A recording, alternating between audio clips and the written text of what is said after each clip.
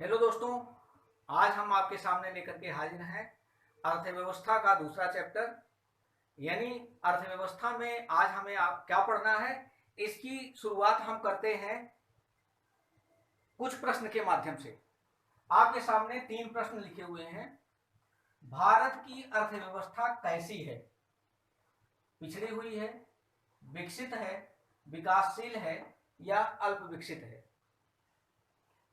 इसका मतलब यह है कि अर्थव्यवस्था के कई स्वरूप होते हैं: विकसित, अल्प विकसित, विकासशील, पिछड़ी हुई या डंकी अर्थव्यवस्था, या बिल्कुल एकदम से जिसको रेड इकोनॉमी हम कहते हैं। रेड इकोनॉमी को हिंदी में कभी ट्रांसलेट करने की कोशिश नहीं करिएगा, नहीं अर्थ का अनर्थ हो जाएगा। वो रेड इकोनॉमी को डंकी इकोनॉमी भी कहते हैं, तो रेड इकोनॉमी को रेड इकोनॉमी ही रहने दीजिएगा। दूसरा है प्रश्न, भारत की अर्थव्यवस्था है उदारवादी, समाजवादी, मिश्रित, उपर्युक्त में से कोई नहीं। इसका मतलब यहां पर भी कोई क्लासिफिकेशन होता है, यानी समाजवादी, पूंजीवादी या मिश्रित अर्थव्यवस्था। तो यहां अर्थव्यवस्था के 3 स्वरूप हैं। यानी हमको इस प्रश्न से एक चीज मिला कि हमें क्या क्या पढ़ना है। तो हमें पढ़ना है कि अर्थव्यवस्था को हम कितने भागों में बांट सकते हैं, विकसित, विकासशील और अल्प विकसित अर्थव्यवस्था का पैमाना क्या है, समाजवादी या पूंजीवादी अर्थव्यवस्था किसे कहते हैं, और एक तीसरा प्रश्न हमने लिखा हुआ है, भारत में मिश्रित अर्थव्यवस्था का अर्थ है। इसके 3 ऑप्शन हो सकते हैं कि निजी क्षेत्र का योगदान, सार्वजनिक क्षेत्र का योगदान, निजी क्षेत्र या सार्वजनिक क्षेत्र का दोनों का मिश्रित योगदान, चौथा है विदेशों की भागीदारी।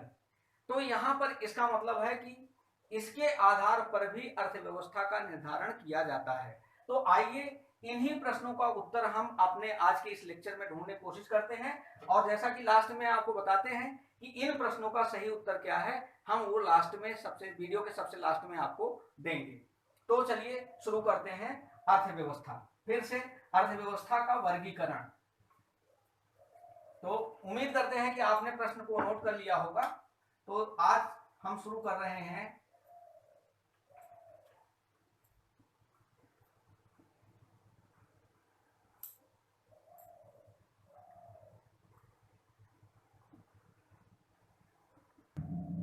अर्थव्यवस्था का वर्गीकरण। तो अर्थव्यवस्था के 4 आयाम, डायमेंशंस होते हैं। डायमेंशंस, या हम इसको 4 समूह में विभाजित कर सकते हैं। सबसे पहला है, यानी इसका पहला स्टेप है डेवलपमेंट।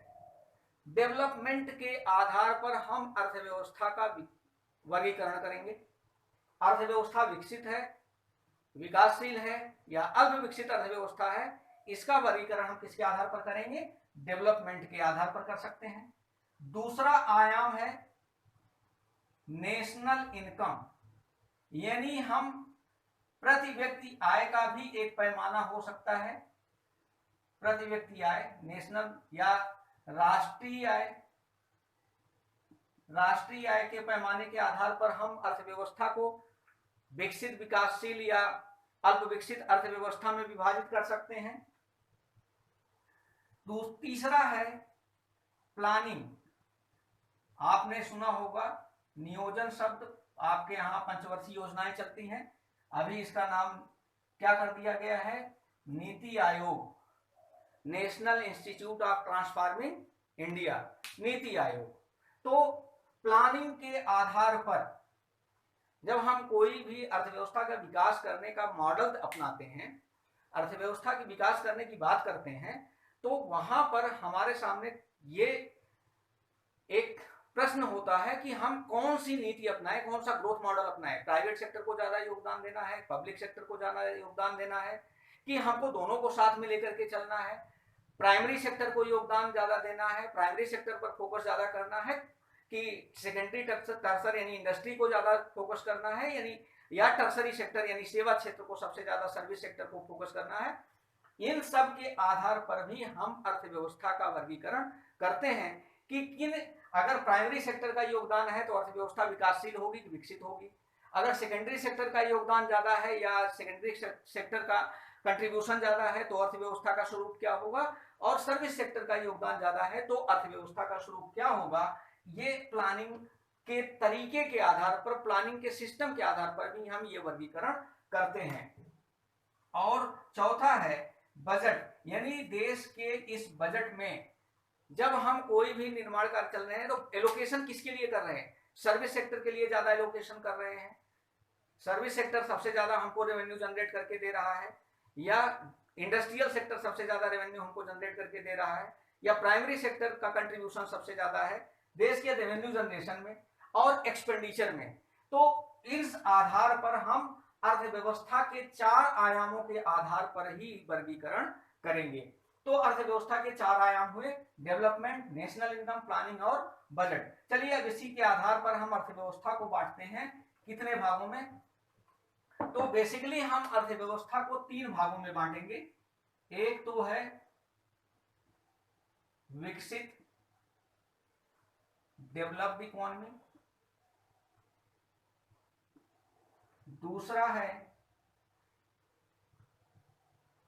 विकासशील,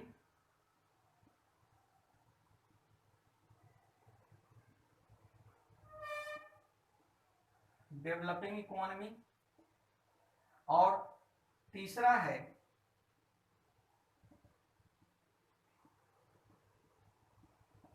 अल्प विकसित, इसको हम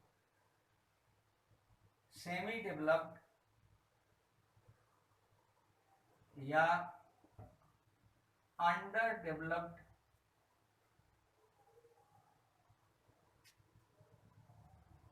सेमी डेवलप्ड या अंडर डेवलप्ड, ज्यादातर हम अंडर डेवलप्ड शब्द ही यूज करते हैं अल्प विकसित अर्थव्यवस्था के लिए। सेमी डेवलप्ड कई बार डिस्प्यूटेड है तो सेमी डेवलप्ड कम यूज करते हैं, सबसे ज्यादा हम अंडर डेवलप्ड इकोनॉमी का ही शब्द यूज करते हैं अल्प विकसित अर्थव्यवस्था के लिए। तो हम यहां पर अब शुरू करते हैं सबसे पहले कि विकसित अर्थव्यवस्था क्या है। विकसित अर्थव्यवस्था, अगर हम वर्ल्ड बैंक, हमने पिछले लेक्चर में भी चर्चा किया था कि वर्ल्ड बैंक जो IBRD था, द्वितीय विश्व युद्ध के बाद जिसकी स्थापना की गई थी, दूसरे विश्व युद्ध में सबसे ज्यादा जिनका ज्यादा नुकसान हुआ था, उनके रिकंस्ट्रक्शन और डेवलपमेंट के लिए, इंफ्रास्ट्रक्चर डेवलपमेंट के लिए, इंडस्ट्रियलाइजेशन के लिए, औद्योगिकीकरण के लिए लॉन्ग टर्म कैपिटल की रिक्वायरमेंट होती है। तो उस पूंजी के व्यवस्था करने के लिए अंतरराष्ट्रीय स्तर पर राष्ट्रों के लिए IBRD, international bank for reconstruction and development की स्थापना की गई थी 1945 में, जिसका बाद में नाम, ज्यादातर नाम हम लोग जानते हैं world bank. World bank, IMF या की परिभाषा अगर हम बात करें तो विकसित अर्थव्यवस्था की परिभाषा उन्होंने प्रति व्यक्ति आय के आधार पर दी है।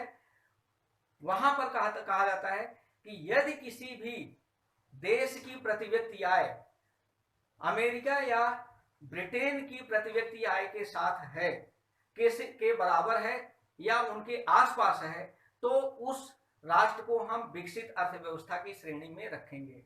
ध्यान रखिएगा, ब्रिटेन और अमेरिका की अर्थव्यवस्था की प्रति व्यक्ति आय को पैमाना यहां पर मान लिया गया है, स्केल मान लिया गया है। तो स्केल यहां पर क्या है, लेकिन मुश्किल एक घड़ी ये है कि अगर हम अमेरिका की अर्थव्यवस्था की, US की इकोनॉमी की बात करेंगे तो ये डॉलर है, अगर UK ब्रिटेन की बात करेंगे तो वहां पाउंड स्टर्लिंग है।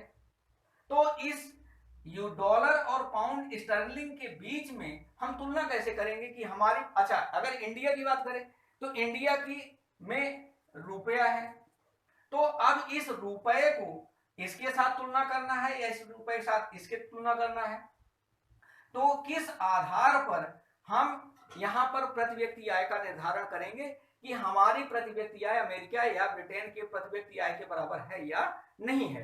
तो इसके लिए एक शब्द यूज किया जाता है परचेजिंग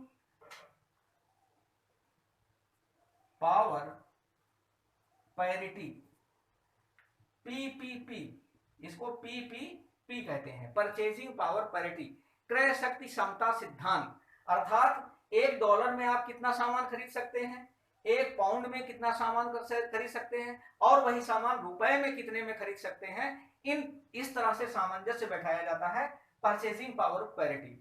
परचेजिंग पावर पैरिटी किस तरह से काम करती है, आपको जब हम यूएनडीपी का सस्टेनेबल डेवलपमेंट चैप्टर कराएंगे तो वहां पर आपको इस परचेजिंग पावर पैरिटी के बारे में डिटेल में आपको पढ़ाएंगे। लेकिन यहाँ संदर्भ आया है, सिर्फ इतना हमने आपको बता दिया कि परचेजिंग पावर पैरिटी के आधार पर अगर किसी भी देश की प्रति व्यक्ति आय अमेरिका या ब्रिटेन के बराबर है तो उसको विकसित अर्थव्यवस्था मानता है। कौन सा, वर्ल्ड बैंक या IMF।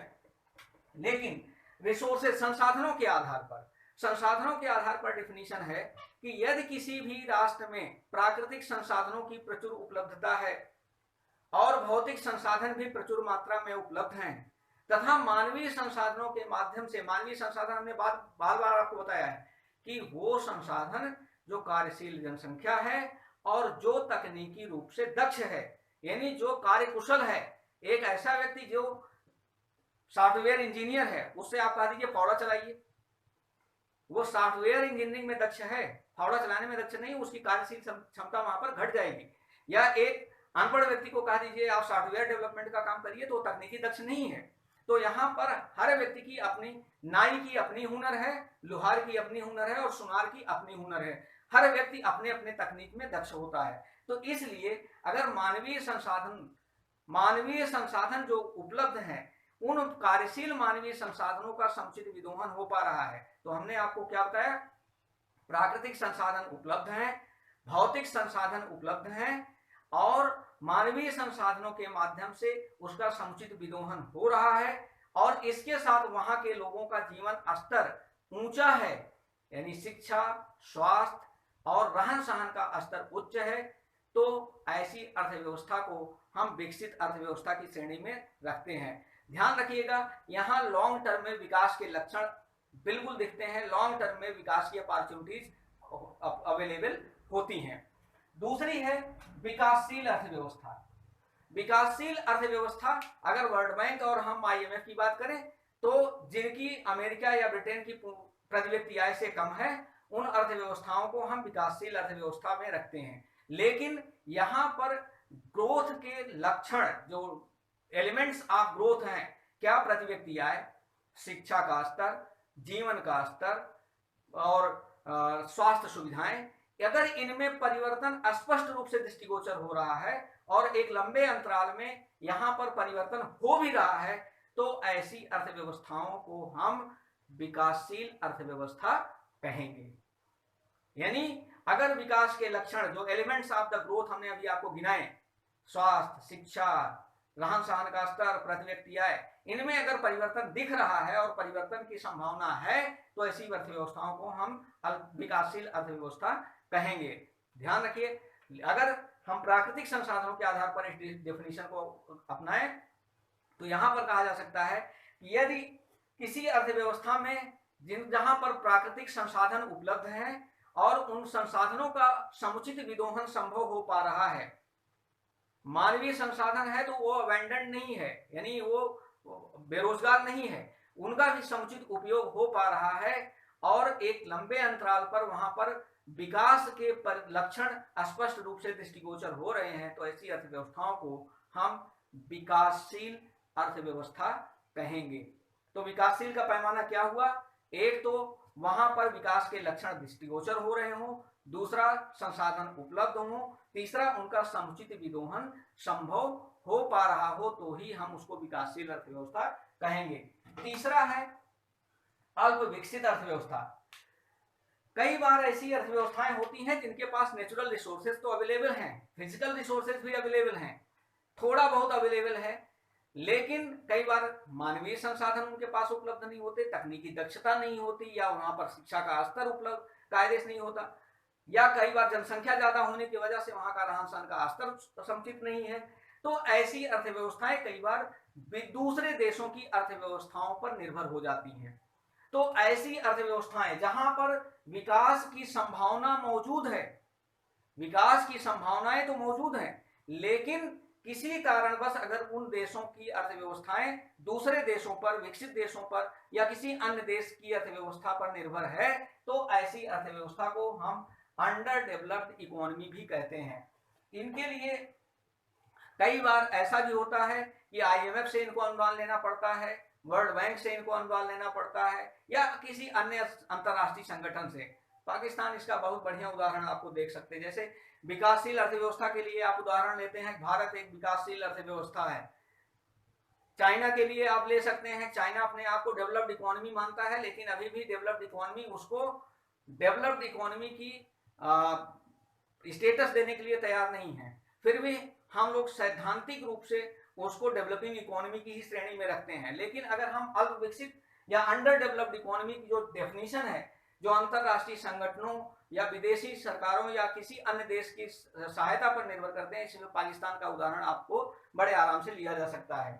तो ऐसी अर्थव्यवस्थाओं के लिए कई बार और हम दूसरे नाम भी प्रयोग करते हैं, उसके विषय में भी जान लीजिए। यानी ये अल्प विकसित या अंडर डेवलप्ड इकोनॉमी के साथ साथ कई बार इनको हम बैकवर्ड इकोनॉमी, पिछड़ी हुई अर्थव्यवस्था, या एग्रीकल्चर इकोनॉमी। एग्रीकल्चर इकोनॉमी शब्द इसलिए यूज किया जाता है कि कई बार इनके टोटल जीडीपी में एग्रीकल्चर सेक्टर का ज्यादा योगदान होता है, इंडस्ट्री सेक्टर का या सर्विस सेक्टर का योगदान बहुत कम होता है। यानी इनकी अर्थव्यवस्था पूरी तरह से कृषि पर आधारित होती है, इसलिए इसको हम एग्रीकल्चर इकोनॉमी भी कहते हैं।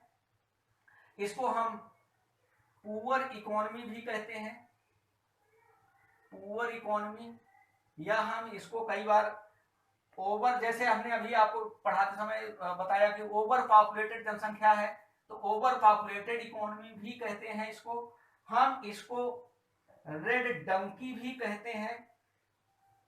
इसका हिंदी अनुवाद करने की कोशिश न करिएगा, मैंने शुरू में ही बताया था कि रेड डंकी अर्थव्यवस्था भी इसको कहते हैं। और इसी को हम थर्ड वर्ल्ड इकोनॉमी भी कहते हैं।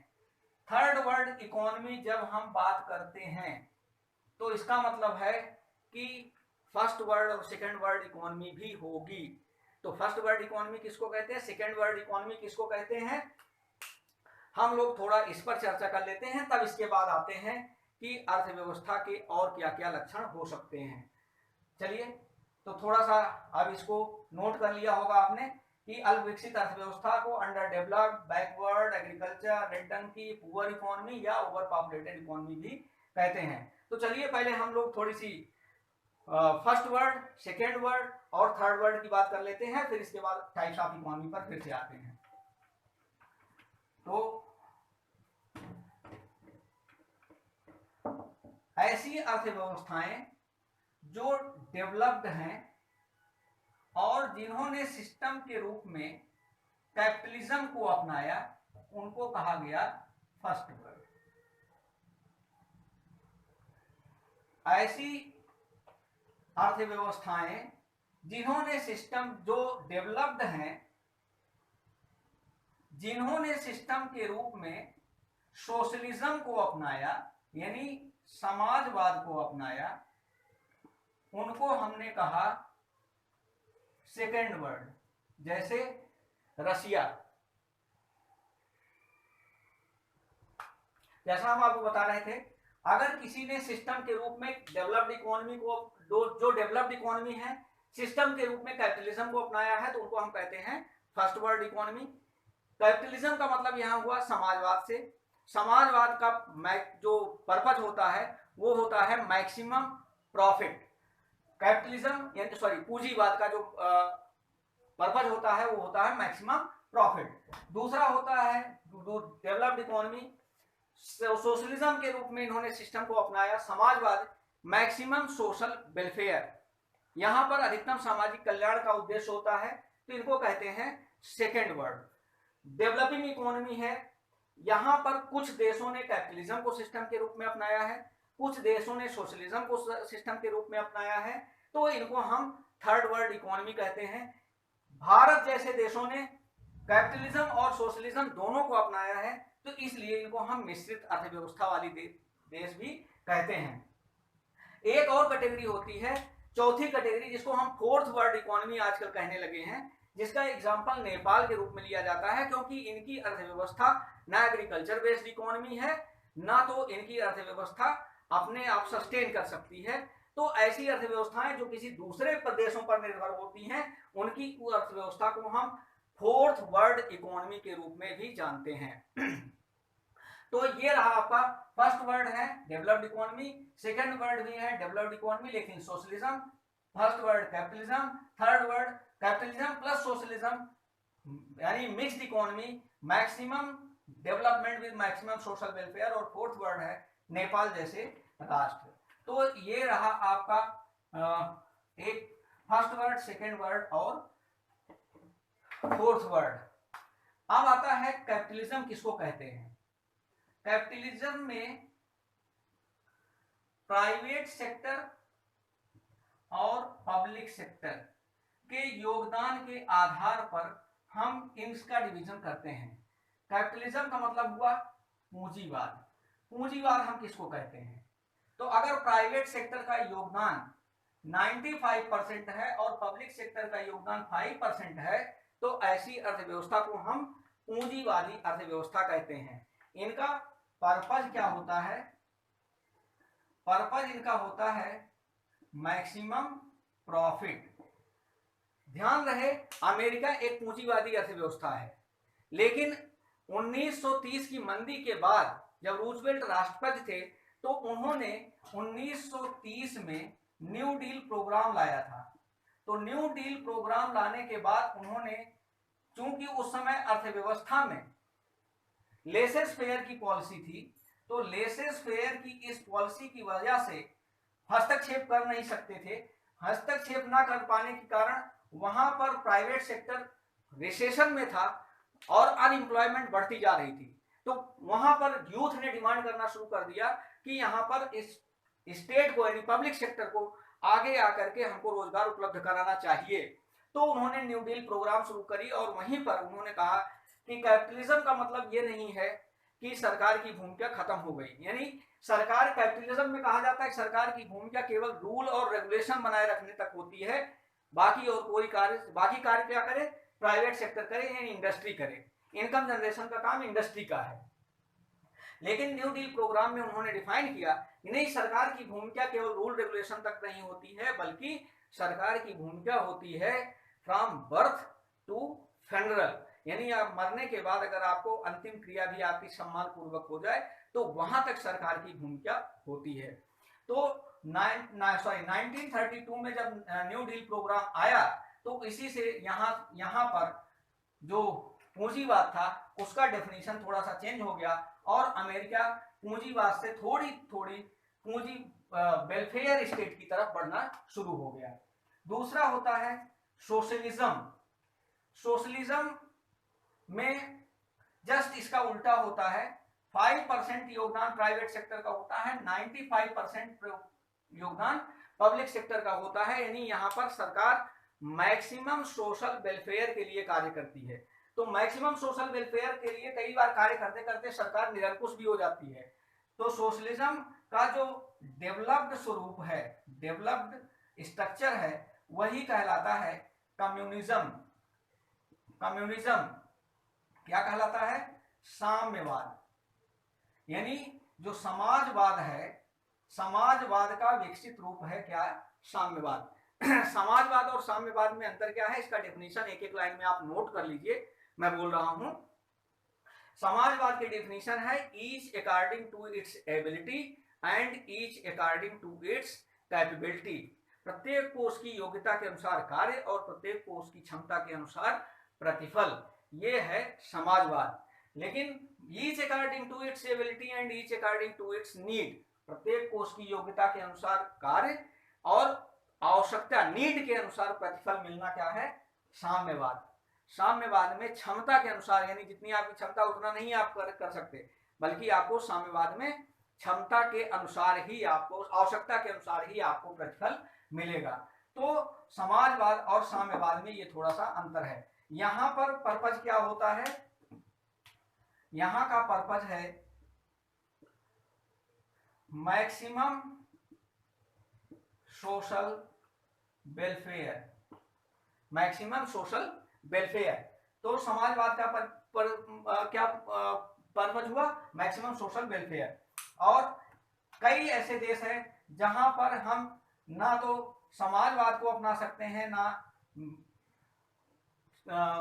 पूंजीवाद को अपना सकते हैं, तो उसको हम कहते हैं मिक्स्ड इकोनॉमी, यानी जहां पर दोनों को अपनाते हैं। तो यहाँ पर प्राइवेट सेक्टर का योगदान 55% और पब्लिक सेक्टर का योगदान 45%। ये करंट सिनेरियो है।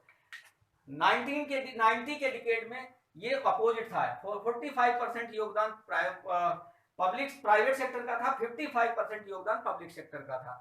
तो यहां पर जो पर्पज होता है वो पर्पज क्या है?